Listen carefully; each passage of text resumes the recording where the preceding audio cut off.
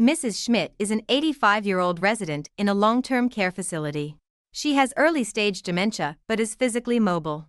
She insists on walking around the facility without assistance, claiming it helps her feel independent.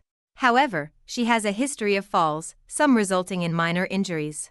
The care staff is concerned about her safety and wants her to use a wheelchair or walker at all times. Mrs. Schmidt refuses, asserting her right to make decisions about her own body. The ethical dilemma involves Mrs. Schmidt's right to autonomy versus her safety and the importance of avoiding falls. The 4 key ethical principles in this dilemma are: Mrs. Schmidt wants to maintain her independence and make her own decisions about mobility. The care team has an obligation to prevent her from falling and being injured. Ensuring Mrs. Schmidt's well-being and providing care in her best interest may include limiting her mobility for safety. In this case, the team needs to make sure that Mrs. Schmidt receives fair treatment, balancing her need for autonomy with the importance of protecting her from harm.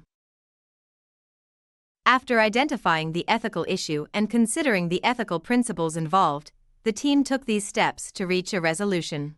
They gathered more information by sitting down with Mrs. Schmidt and her family to discuss the risks associated with her walking unassisted, while also acknowledging her need for autonomy.